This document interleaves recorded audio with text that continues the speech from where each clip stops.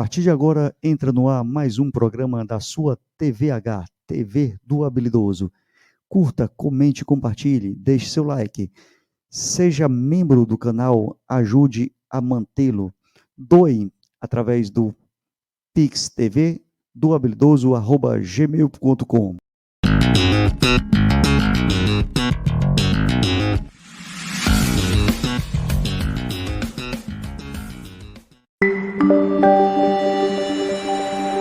TV HBR, o canal mais habilidoso do Brasil. Olá, bom dia, boa tarde, boa noite, tudo bem? Hoje estreia o programa, a série, Vida Pública, que tem por objetivo trazer personalidades do estado do Ceará que ajudaram a desenvolver o estado. Aqui conosco hoje no programa de estreia, doutor Eudoro Santana. Doutor Eudoro Santana, muito obrigado por cá estar na TVH e suas considerações iniciais, rapidamente, 30 segundos. Tá, obrigado, Gales, pelo convite para participar do seu programa. Aliás, iniciar um programa novo, eu fico muito honrado com isso e espero poder contribuir para que seus ouvintes possam ter a compreensão desse programa. Gente, vocês vão entrando por aí, vão deixando suas mensagens, curtindo, comentando, e também faz uma perguntinha aí, diz como é que está nosso sonho e tudo. Doutor Eudoro Santana, eu não quis fazer seu longo e grandioso currículo para o senhor se apresentar, como o senhor se enxerga, né? Quem é Eudoro Santana para o senhor? Olha, não é fácil a gente se apresentar, né?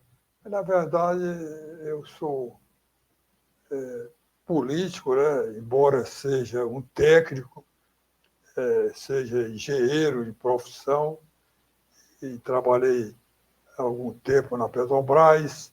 Depois tive a oportunidade de ir para o parlamento, tive 4 mandatos de deputado estadual. Antes do parlamento e depois do parlamento, eu ocupei vários cargos públicos, né? Fui diretor regional do INCRA, fui secretário de Agricultura e Reforma Agrária, fui diretor-geral do DENOX, fui do Conselho de Altos Estudos da Assembleia, fui do INESP, que é o Instituto de Pesquisa também da Assembleia. Então, e a última etapa, eu fui, durante 8 anos, presidente do Instituto de Pesquisa da Prefeitura de Fortaleza, o INESP, onde realizamos um grande trabalho que foi Fortaleza 2040, um projeto de alto nível, com grande participação da população, com grande presença de profissionais de alto nível e que dotou Fortaleza de um planejamento estratégico de longo prazo, pensando Fortaleza para os anos 2040. Mas, na verdade, é um projeto em andamento, em construção permanente. Gente, é uma longa vida de luta interessante, né? E eu gosto de contextualizar. A gente vai seguindo aqui uma cronologia do tempo, né? Doutor Eudoro, como falou, foi deputado por 4 vezes, né? Foi preso na ditadura militar em 64, que ele vai falar um pouco também desse período. Filho de Walter Batista Santana e Maria do Rosário de Albuquerque, né? Casado com a senhora Emergada Santana e pai de 4 filhos. Doutor Eudoro, como o senhor relembra a infância em Quixeramobim e já o período do Cariri aí? Em 2, 3 minutinhos aí. Olha, a minha infância em Quixeramobim, ela foi muito rápida, né? Porque eu saí muito cedo para estudar em Baturité e depois vim estudar em Fortaleza. Já estudante, eu retornei várias vezes, eu tive nas festas, nas datas importantes, mas e lá eu também desenvolvi as primeiras caminhadas, né, no rumo da política, no rumo da participação social. Nós fundamos uma biblioteca, a Biblioteca Dom Quintino, depois fundamos um Grêmio Litro Recreativo Dom Quintino também, e aí tivemos uma grande participação junto com os estudantes, que grande parte já estudavam ou em Fortaleza ou em Recife, a grande parte em Fortaleza. E aí foi os primeiros passos da política estudantil que nós demos. E, como eu disse, foi uma infância muito rápida, porque logo com pouco mais de 12 anos eu já me deslocava para estudar em Baturité. Interessante. E o período dos anos 50 e 60, universidades, movimentos estudantis, né, luta no período da ditadura, como o senhor relembra esse período? Olha, eu, desde muito cedo, como acabei de colocar, tive uma participação na política estudantil. Eu fui da União Estadual dos Estudantes, que é chamada UEE, fui, inclusive, eleito vice-presidente. Eu fui do diretório da Escola de Engenharia, depois que entrei na universidade, e fui... O senhor entrou em que ano, mais ou menos, mesmo? DCE. Eu entrei na universidade em 58, na Escola de Engenharia, e aí... O período foi engrossando, o senhor foi sentindo que vinha se aproximando algo mais duro, repressivo? Não, eu ainda foi antes da ditadura, né? Eu fui, inclusive, presidente do DCE da Universidade Federal, fui diretor do restaurante universitário, liderei a grande greve de 1/3 aqui no Ceará, quando fui do diretório do DCE da universidade, uma greve que defendia a participação de estudantes, servidores, na direção da universidade, o conselho da universidade.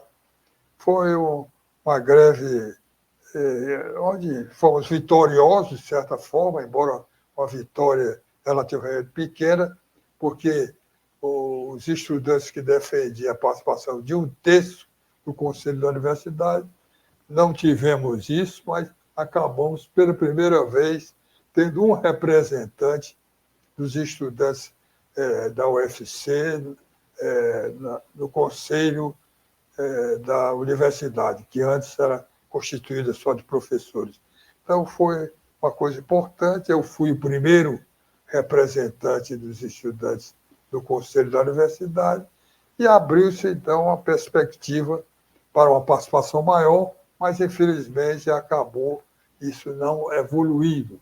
Mas, de qualquer maneira, eu me senti honrado, primeiro, de ter liderado essa greve e de ter sido escolhido pelos estudantes, na época do DCE, ser o primeiro representante dos estudantes da UFC no Conselho Universitário. Então, nesse período, o senhor já começava a mostrar uma certa liderança? Foi um período de destaque na sua vida? Essa coisa da liderança é uma coisa pouco... ela pode ser construída, mas, na verdade, Nasceu é com uma coisa naturalidade. que se dá com naturalidade, né? Eu, desde estudante, sempre fui muito ativo, como eu lhe falei, ainda muito jovem, lá em Xaramubim, fundamos um grêmio, uma biblioteca e tal. Essa coisa foi evoluindo e eu participei de todos os níveis da política estudantil, desde vamos dizer assim, o nível estadual, a UEE, União Estadual dos Estudantes, secundarista, e depois na universidade, né, BCE, e diretório, na Escola de Engenharia. Tive participação na própria Uni. Então, foi um processo de construção e isso acaba levando para depois para a participação política, partidária, coisa dessa natureza. Durante ainda estudante, nós participamos da Juventude Universitária Católica juntos. Lá, nós também contribuímos para a ideia de criação de um partido, porque a JUC era uma coisa muito eclesiástica, muito ligada à própria igreja, né? Assim, à estrutura da própria igreja, e era difícil desenvolver um trabalho político. E naquela época foi despertado que a igreja, a nova igreja que estava nascendo, a igreja da libertação, a igreja mais ligada à população, às bases, né?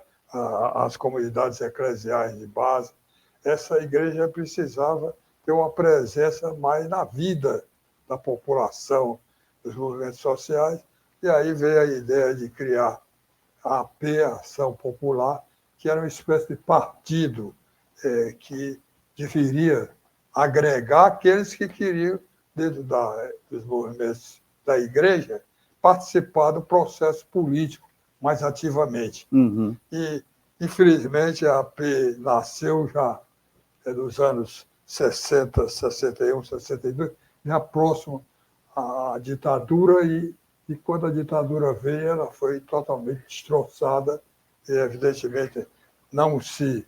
Acabou muitos dos militantes indo para o PCdoB, para o PT, para outros partidos, para o MDB, porque, na verdade, a AP não floresceu. Uhum. Doutor Doro, em um minuto, rapidamente, como é que foi o período do casamento, filhos, maturidade, desafio, nesse período que foi justamente no início da ditadura, né, mais ou menos, final dos anos 60? Que a ditadura eu vejo como um momento clamoroso da história brasileira, né? E, quer dizer, torna-se uma preocupação a mais, né? Mas eu terminei a engenharia... Civil, gente, engenharia civil. Foi engenharia civil. Imediatamente eu fiz um concurso para o Petrobras. Em 63, 62 eu fiz o concurso, e em 63 fui para a Bahia trabalhar na Petrobras e fazer um curso de pós-graduação na Universidade da Bahia, que era um curso da própria Petrobras.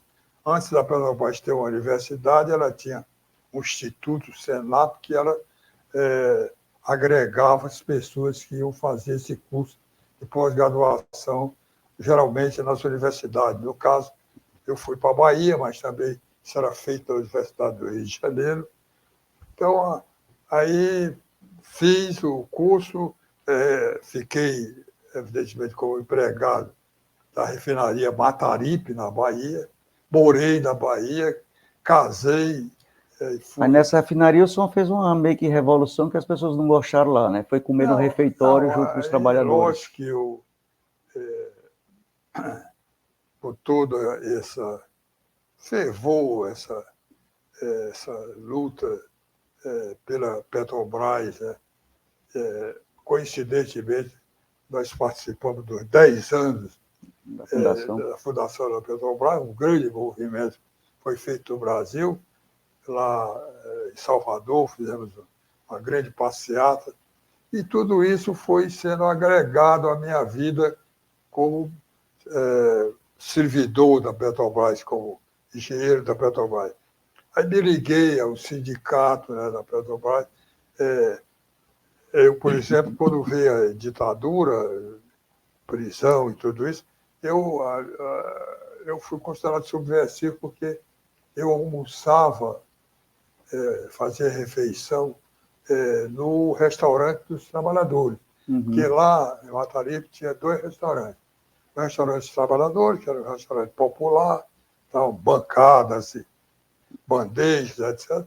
Bandejão. E lá mais acima, no morro que tinha, onde ficava a casa dos engenheiros americanos, quando tomaram conta da refinaria no início, era um restaurante para os engenheiros, para funcionários de alto nível, né, da Petrobras.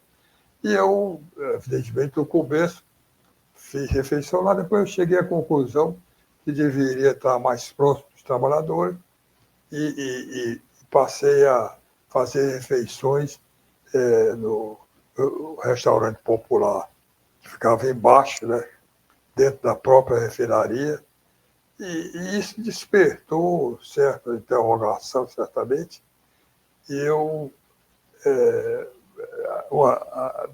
muitas das acusações que eu tinha no meu processo subversivo, um deles era fazer refeições junto ao restaurante dos trabalhadores e não do restaurante dos engenheiros. Que acusação ridícula, né? Agora, o senhor foi preso na Bahia ou já na fábrica no Cariri, lá na fábrica Secasa, em 74? Não, a minha primeira prisão foi uma prisão rápida, foi na Bahia ainda. Aí eu consegui, naquela época, até por testemunho da minha vida de estudante e tudo, dado pelo, então, na época, governador Vigílio Távora, a minha prisão foi maneirada, ela ficou uma prisão quase domiciliar. Eu ia lá, prestava depoimento, voltava e tal. Isso durou um certo tempo e acabei respondendo em liberdade essa época todo o processo que eu fui. Então, mas a minha prisão, que demorou mais tempo, ela já foi no Cariri, nos anos 74, já muito tempo depois, 10 anos depois da ditadura, com várias acusações que eu reunia pessoas para trabalhar contra a ditadura lá e tal. Essa foi uma prisão mais complexa, porque eu fui praticamente sequestrado de casa. Eu ia levar os meus filhos para casa, quando chegou uma caminhonete e tal, conversaram comigo, para eu ir não sei aonde e tal. E quando eu entrei no carro, me encapuzaram e eu fui bater em Recife sem saber para onde estava indo. Então, era outra etapa. O senhor que viveu esse momento tão sombrio da história brasileira, já deve ter escutado muitas pessoas dizem, foi preso, só foi preso naquele período, quem era vagabundo, quem tinha alguma coisa a cumprir. O que dizer para essas pessoas tristes que ainda hoje, né, com o processo que a gente viveu 2018 a 21, 22, né, defendendo esse outro lado da história, que é o lado antidemocrático, o que dizer para essas pessoas tão sem histórias, assim, que dizem que não houve ditadura, houve revolução? Como muita gente diz que não houve, os direitistas, os que defendem a ditadura, diz que não houve ditadura, houve uma revolução contra o comunismo e tal, como se o Brasil algum dia tivesse tido qualquer risco de ser comunista. Esse é um problema de visões diferentes. Toda ditadura é ditadura, seja ela de onde vier. E, na verdade, nós tivemos uma ditadura, que foi uma ditadura que matou muita gente, que torturou muita gente. Eu mesmo tive a oportunidade de sofrer isso, mas foi uma ditadura que fez muito mal ao país e que ainda hoje nós estamos vivendo as consequências disso. Todo esse clima de reaglutinação da direita, de fortalecimento da direita, que levou à eleição do Bolsonaro, que foi um desastre para o Brasil, tudo isso foi em função dos resquícios das sementes que a ditadura deixou plantada nesse campo político, com o fortalecimento da direita. O Brasil sempre teve político de direita, o Brasil, mas ele nunca teve muita organização, esse campo. Sempre trabalhou na clandestinidade, eu diria assim, no subterrâneo, né? Nós sempre tivemos a direita presente na política, representada, inclusive, no parlamento, mas não de forma que aconteceu recentemente e que continua, que a direita ela criou coragem nesses últimos 4 anos, ela foi para a rua a partir dos anos 60, 2013, 2014, ela começou a se manifestar, veio a eleição do Bolsonaro em 2018, e durante todo o mandato dele, a direita foi crescendo e hoje ela tem uma presença não só na sociedade, mas na representação política no parlamento, ou nos parlamentos. Então, é uma coisa que precisa, embora a gente tenha ganho a eleição e o campo da esquerda tenha sido vitorioso, mas a ameaça Permanece. ela permanece e ela precisa estar, isso precisa estar permanentemente sendo lembrado, porque o risco da direita voltar, ela existe e ela precisa ser... Como eu dizia, que a gente tem que lutar para eleger o Lula, para empossá-lo e para concluir o mandato. Agora eu queria voltar, Deodoro, aos anos 70 e 80. O senhor fez o Seminário de Desenvolvimento para a região do Cariri. Foram instalados, à época, 29 indústrias, né, sendo uma delas a Secasa, que chegou a ter 650 empregados. Como o senhor olhava o Cariri à época, como o senhor olha hoje? Olha, Gadas, na verdade, naqueles anos, houve uma participação da universidade, através da instituição que foi chamada Pudini, para ajudar na industrialização do Estado. E a universidade fez um acordo com uma espécie de parceria com a Universidade Federal e a Universidade da Califórnia, chamado Projeto Boris Asimov. Asimov era um professor da Universidade da Califórnia, professor já idoso, e pensou, teve a ideia de ajudar a Universidade da Califórnia, ajudar no desenvolvimento do Nordeste, que era a região mais pobre do Brasil, na industrialização. Então, a ideia veio do bojo dessa ideia, projeto entre a Universidade do Ceará e a Universidade da Califórnia. Repito, o projeto é chamado Boris Asimov, em homenagem ao professor que idealizou. Esse projeto trouxe a ideia de fazer várias fábricas. Eu estou falando mais especificamente da região do Cariri, fábrica ligada a beneficiamento de milho, fábrica de rádio, fábrica de cerâmica, fábrica de cimento. Então, várias outras ideias, e algumas prosperaram, algumas se desenvolveram, como cimento, cerâmica, rádio.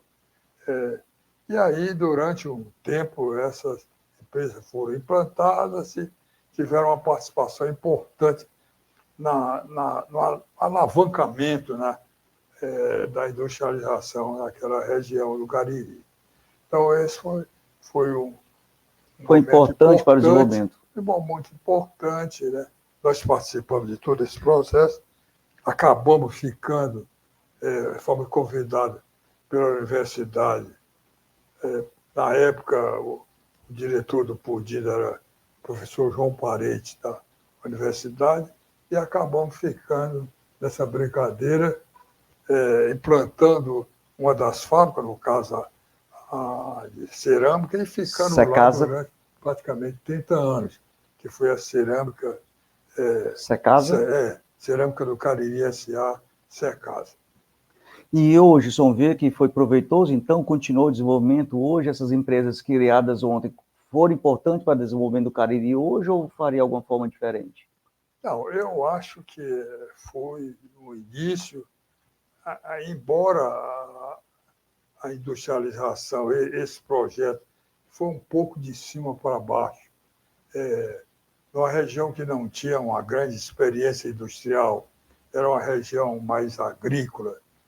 Acho que ele despertou na sociedade do Cariri, certamente, essa ideia da industrialização e tal, mas não foi uma coisa tão marcante, de tal forma que depois, com a presença, evidentemente, o que ele levou, essa ideia, foi levar profissionais para lá de várias áreas, né? Da área social, da área de engenharia, e isso, evidentemente, contribuiu para o desenvolvimento da região.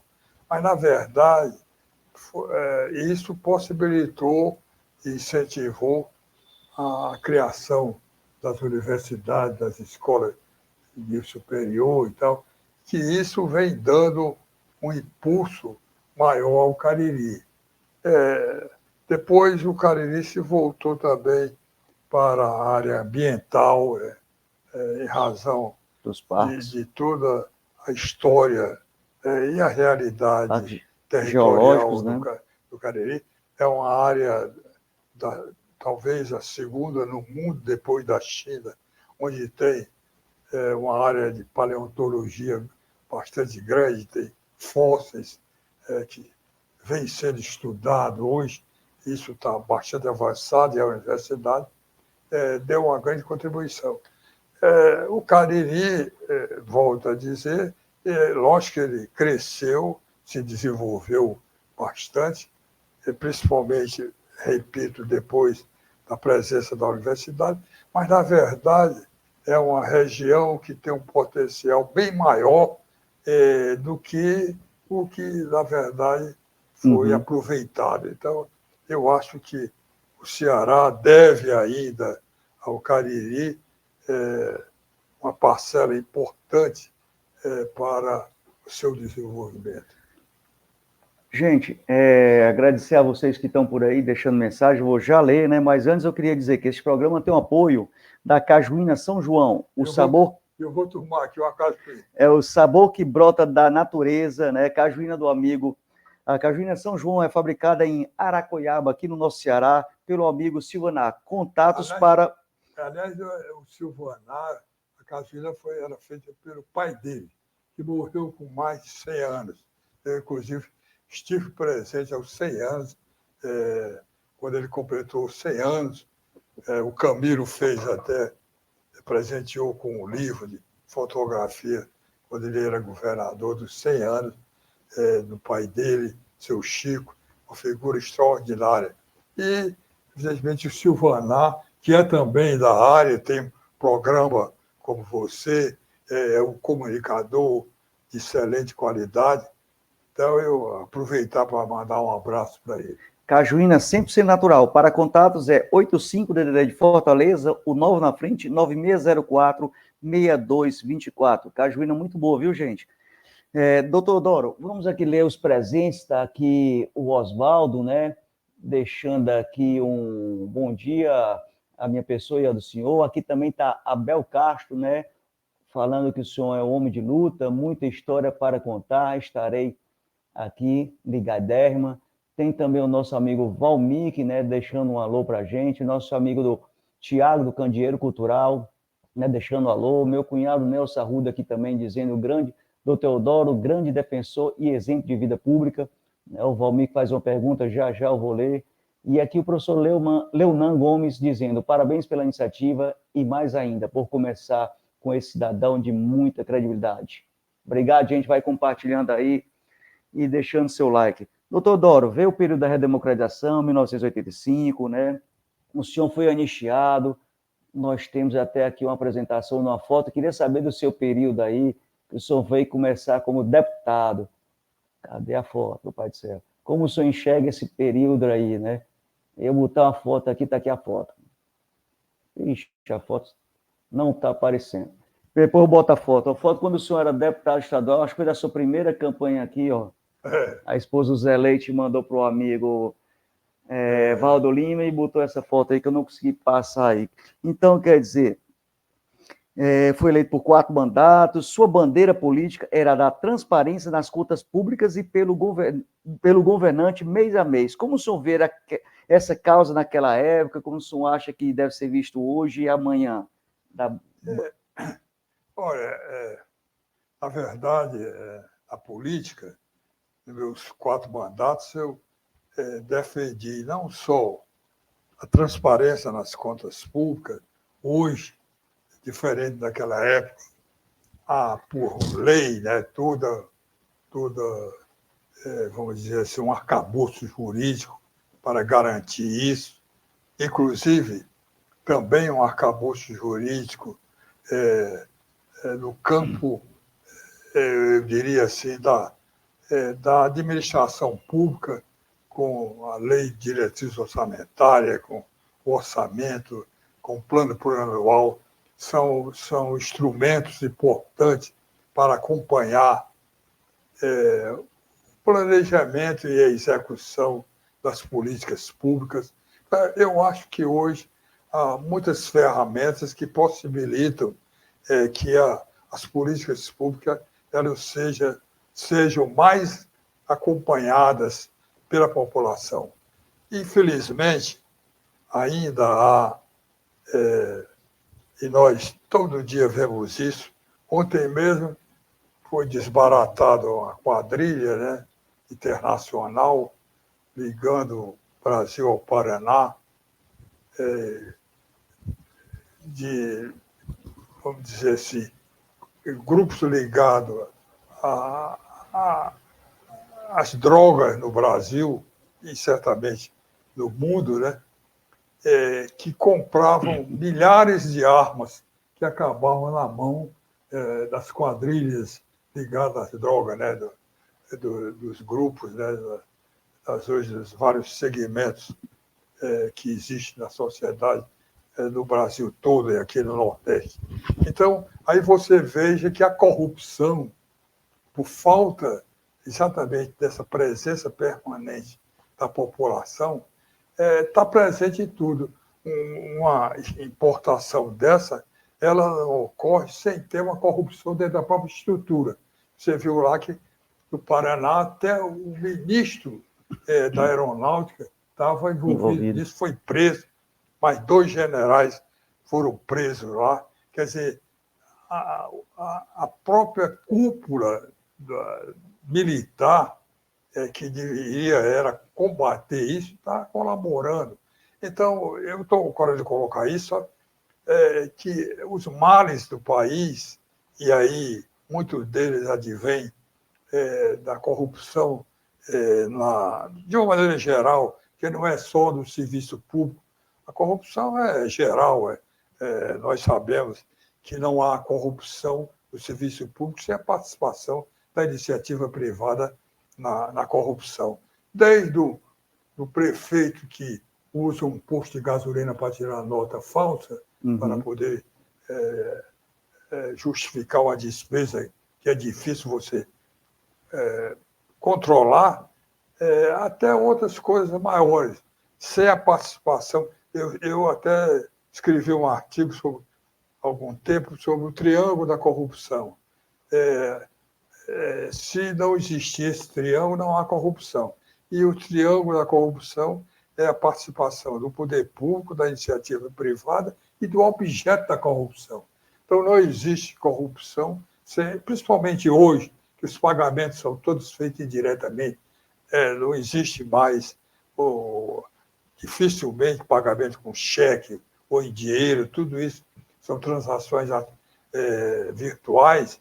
Então, é difícil você controlar isso se não houver uma participação. Transparência das contas públicas, né? E a transparência das contas públicas, mas que só se dará pela presença permanente da opinião pública, da sociedade, olhando o que é que o gestor está fazendo. Então, a corrupção, ela só diminuirá, ela só deixará de existir, entre aspas, se a sociedade tomar à frente o controle para ter sob seu olhar a fiscalização dos recursos públicos. Doutor Doro, desde 1987, mantém o mesmo grupo de poder se alternando entre, né? O Ceará mantém o mesmo grupo de poder se alternando entre Tasso, Ciro, doutor Lúcio, Tasso, Cid, Camilo 2 vezes e agora o governador Elmano. Ou seja, teve um período de continuidade administrativa. Então, na sua visão, por que o Estado ainda continua com tanta desigualdade social? Olha, isso é uma coisa importante colocar.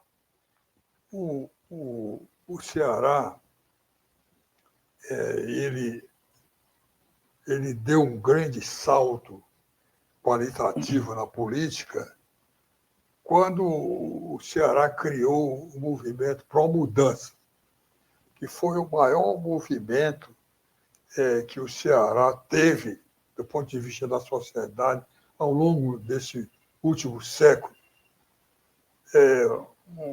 O Pró-Mudança envolveu toda a sociedade, não só da capital, mas do interior, para criar condições para a eleição de Tasso Gereissati contra os coronéis na época.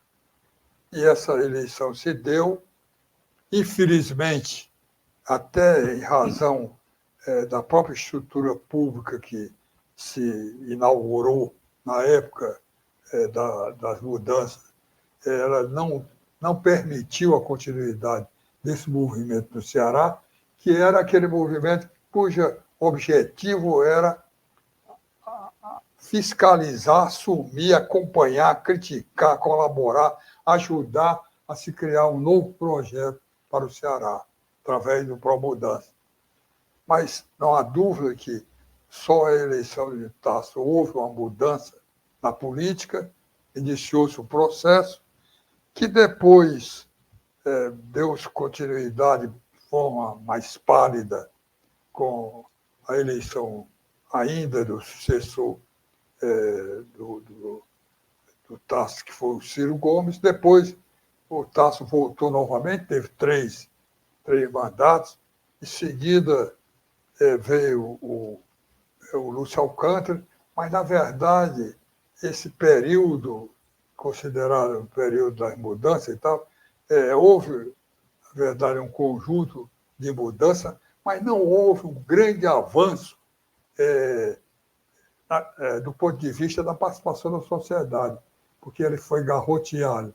Logo no início do governo Tasso, que era o Pró-Mudança, depois se criou os pactos de cooperação, numa tentativa de retomar a participação da sociedade. Também ele, aos poucos, foi sendo garroteado, foi perdendo a força e, na verdade, não aconteceu aquilo que era o espírito do Pró-Mudança inicial, que era envolver a sociedade, ter a gestão pública sob o comando da sociedade, à medida que ela estivesse presente em tudo. Então, mas aí depois veio a eleição do Cid Gomes. Acho que o Cid retomou essa ideia de avanço. Nós tivemos alguns avanços importantes, foi a participação e o respeito a movimentos importantes, como, por exemplo, o MST, que é o Movimento Sem Terra, que tem dado uma grande contribuição ao Brasil, é um dos movimentos mais importantes que foi criado no Brasil, embora, evidentemente, tenha uma rejeição grande da direita em todos os estados contra ele, mas certamente é um movimento que um dia o Brasil vai reconhecer como um movimento de grande contribuição para a diminuição da desigualdade do Brasil. Em razão da falta da participação efetiva de movimentos como o próprio MST, mas outros movimentos da sociedade, no processo da gestão pública, as desigualdades elas continuam, não só no Ceará, mas no Brasil, e a desigualdade continua no mundo. Enquanto não houver uma gestão dos recursos públicos da sociedade, da riqueza, sob o comando, a orientação e a fiscalização da sociedade, dos movimentos sociais, nós não vamos diminuir a desigualdade. Então, o Estado tem crescido, essa desigualdade diminuiu um pouco já na gestão de Cid Gomes, essa gestão avançou com o Camilo. O Camilo, por exemplo, na área do Movimento Sem Terra, hoje nós temos várias indústrias que foram criadas no sertão. Recentemente eu participei da inauguração de uma indústria de laticínios lá em Xeramobim, Buxuré, no interior de Xeramobim, como outras ligada à criação de cabra, carneiro, tal, ovelhas, que também tem uma fábrica para beneficiamento da carne de caprinos e ovinos. Então, houve um avanço e certamente isso contribui para uma diminuição da desigualdade, especialmente no campo.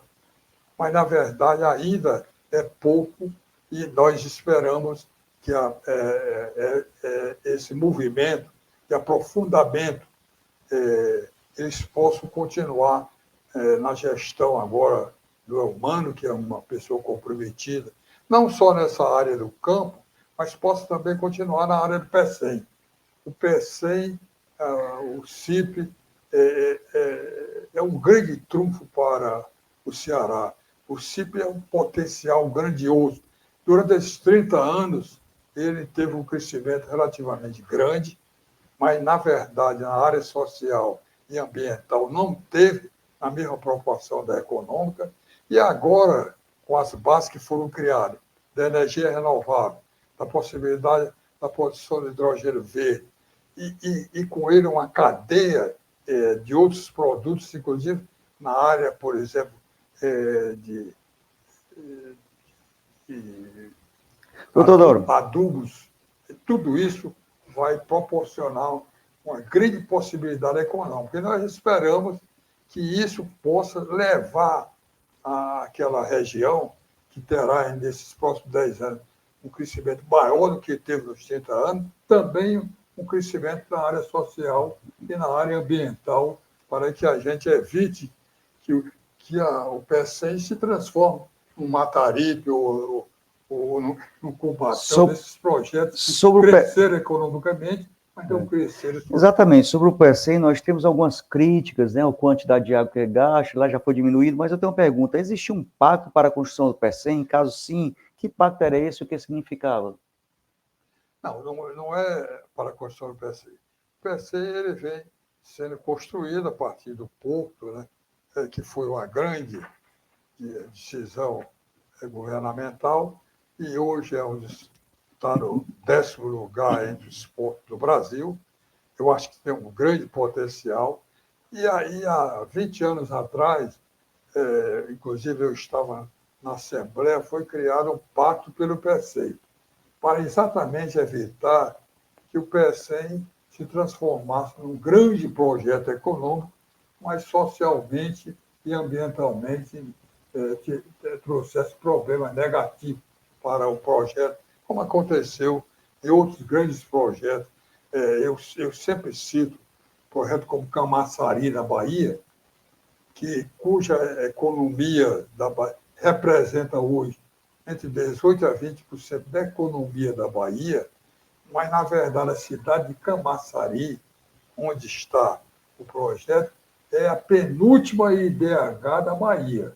É uma das piores, ou quase a última, IDH na Bahia. O que prova que a coisa se desenvolveu economicamente, mas socialmente ela concentrou a renda. Ela concentrou a riqueza e não distribuiu a riqueza e tal. Então, para evitar isso, é que nós, à época, sugerimos, né, e sob a concordância do então governador Cid Gomes, construímos o Pacto pelo PECEM, mas ele vem... E agora estamos retomando novamente com O Estado continua gastando muito com o Porto PECEM ou esse investimento é um investimento e não um gasto? Os gastos do PECEM são investimentos altamente rentáveis para o Estado com retorno, né? Por isso que hoje o PECEM representa um grande potencial para a alavancagem realmente da economia cearense. Doutor Dória, a gente está chegando aqui nos 15 minutos finais, agradecer a todos que estão por aí, o Nelson dizendo também, viva o MST. Eu tenho mais algumas curiosidades, principalmente com as campanhas de Fortaleza, né, que a gente vai ter próximo ano, né?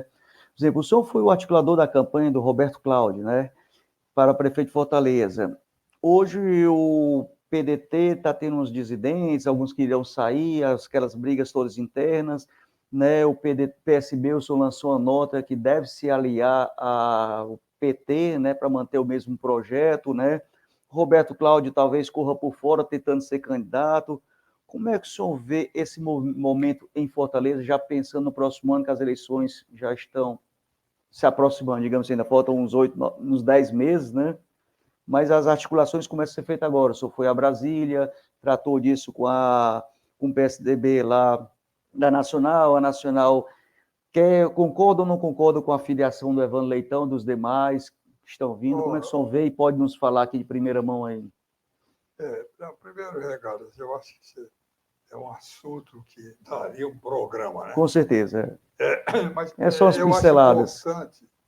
primeiro é importante esclarecer para a própria população, em razão da minha postura sempre transparente na política, que eu, na verdade, apoiei o Roberto Cláudio, na época, a pedido do governador Cid Gomes, e para isso tive que sair do PT, porque o PT tinha candidato por uma questão ética, e eu não só ajudei na campanha política, na coordenação, na vitória, evidentemente, do Roberto, que foi, inegavelmente, um grande candidato, como também durante praticamente 8 anos do mandato dele, 7 anos, porque eu propus uma coisa que eu fiz ao longo da vida, planejamento, plano de governo, embora muitos, ou quase todos, tenham ficado no papel, mas achando que essa é uma perspectiva de futuro para qualquer Estado e para o próprio país, pensar o país a longo prazo, pensar o Estado a longo prazo, pensar o município, qualquer território a longo prazo, nós participamos da gestão do Roberto Cláudio, tanto da primeira quanto da segunda, na perspectiva de construir um projeto de planejamento estratégico para Fortaleza. Uhum. E o prefeito criou um Instituto Nesp, Instituto de Planejamento de Fortaleza, e nós dirigimos durante todo esse período, e através dele, com a participação da universidade e grande parte da sociedade, e mais de 10 mil pessoas foram envolvidas nesse processo, nós construímos, ao longo dos 7 anos, o projeto Fortaleza 2040. Talvez, não por ter sido um coordenador, mas tantos técnicos de grande qualidade participaram desse processo, que não há dúvida de que é um documento de grande envergadura, é um documento de grande valor estratégico para Fortaleza.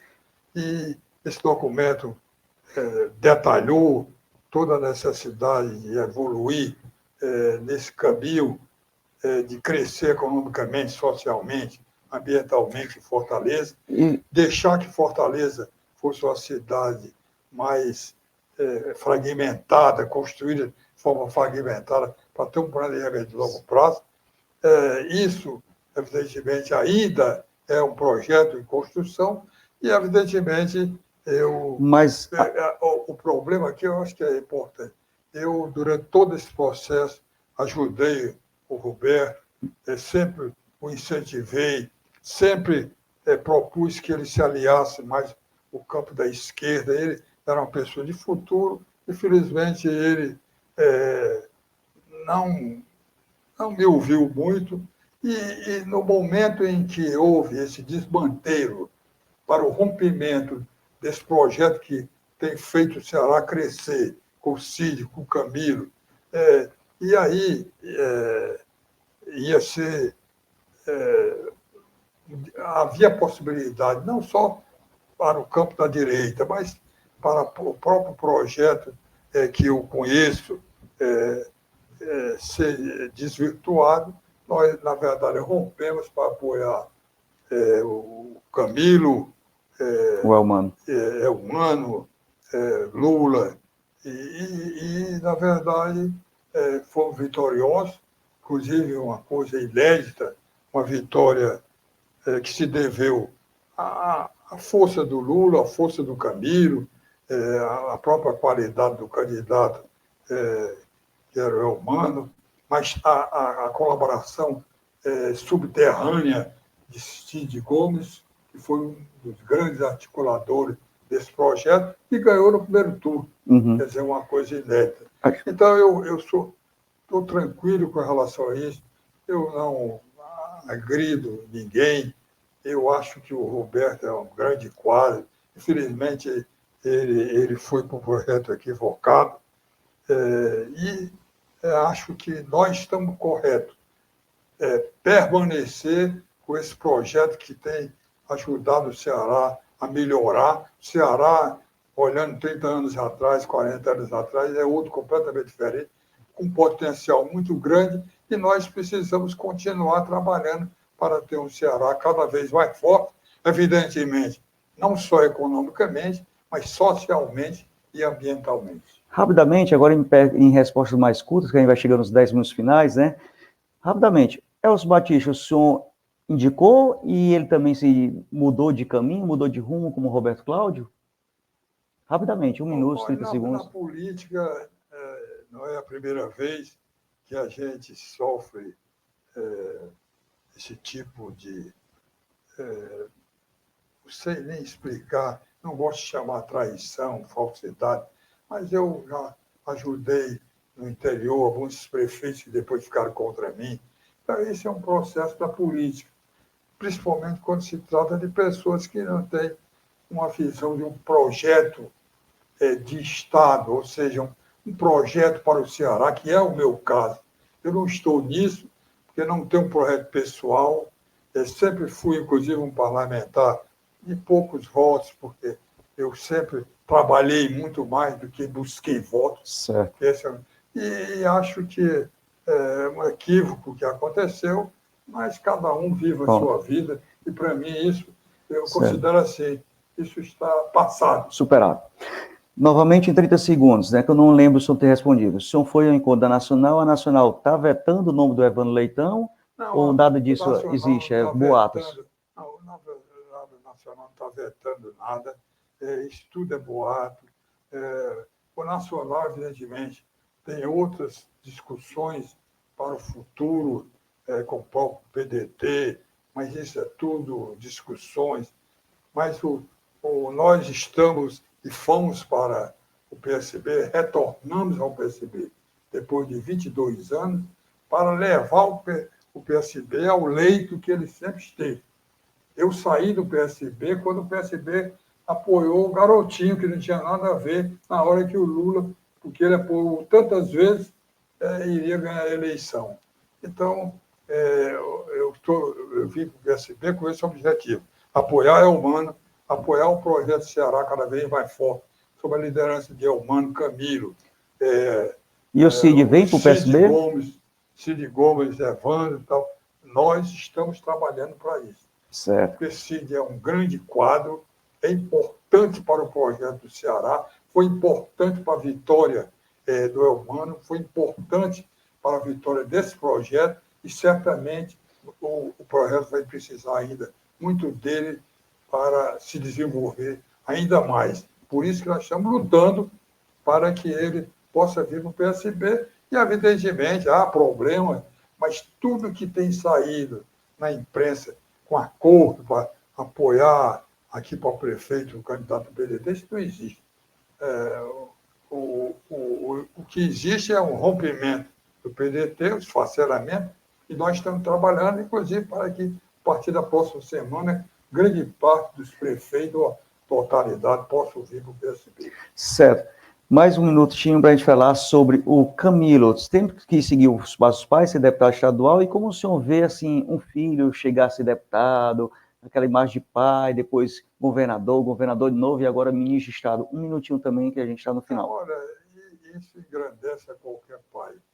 E, principalmente, é um pai que fez política com muita seriedade, com muito sacrifício.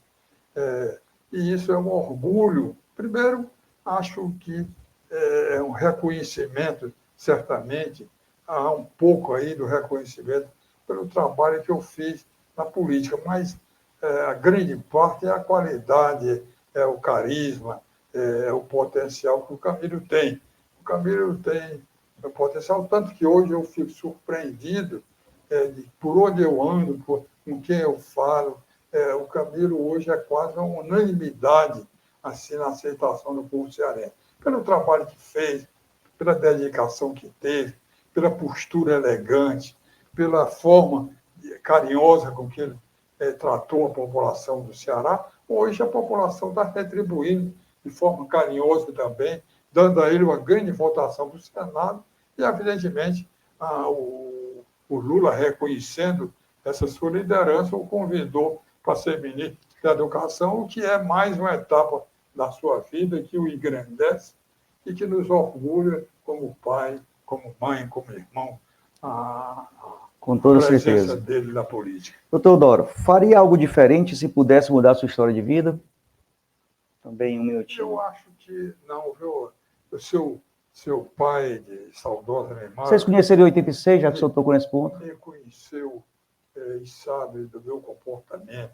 Eu sempre fui uma pessoa muito transparente na vida pública, sempre não tive subterfúgio para enganar ninguém, para agredir ninguém, para falar mal de ninguém. Eu só tenho procurado na vida, porque isso é um compromisso nosso, de família, meu e da minha esposa, que primeiro dissemos que ia passar no mínimo 2 anos no interior, depois de formado, para pagar a universidade que nós tivemos gratuita. Mas depois, a luta para construir um mundo melhor, um mundo que começa na nossa terra, que começa no nosso município, no nosso estado. E isso temos dedicado a vida a isso. E os filhos, eles participaram de todo esse processo e certamente essa decisão de vida, esse projeto de vida nosso, que é um projeto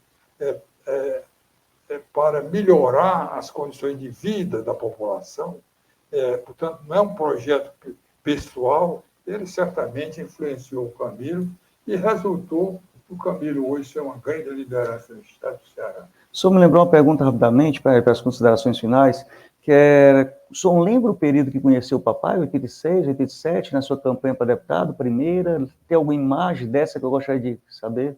Não, um minutinho também. Eu não sei, porque... O tempo vai passando, a gente vai esquecendo, né?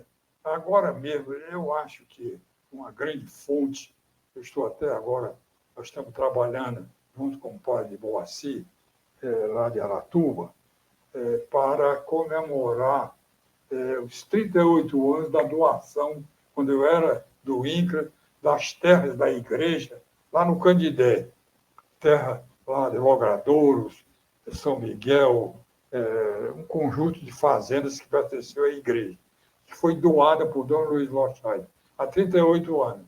Estamos querendo comemorar isso com a entrega dos títulos definitivos, como condomínio, uma coisa comunitária, essa fazenda não é dividida, e, por outro lado, iniciar as comemorações de 100 anos de Dom Luiz, que ele faz em 2024, 100 anos de nascimento.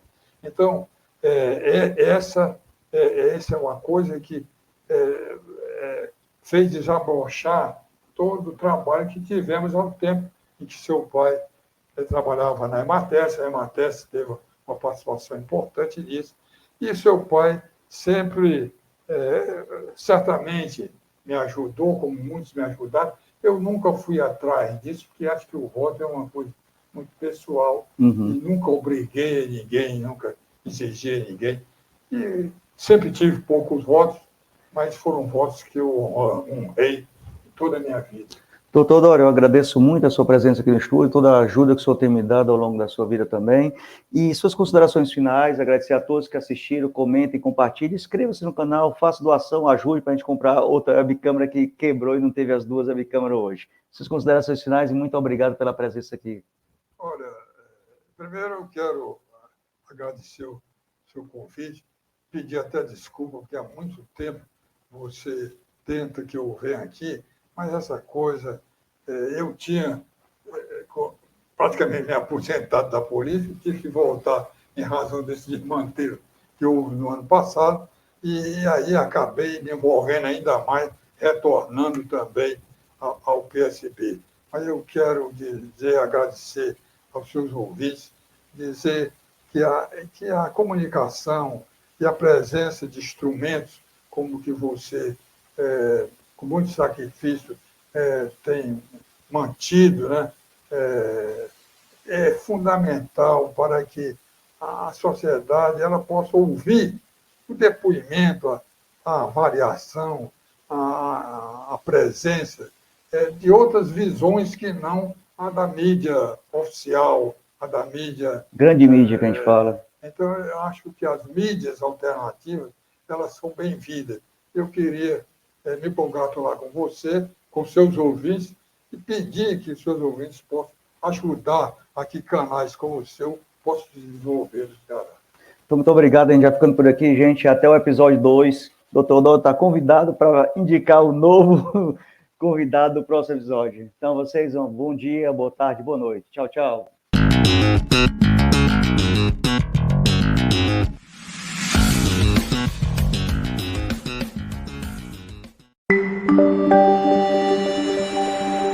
TV HBR, o canal mais habilidoso do Brasil.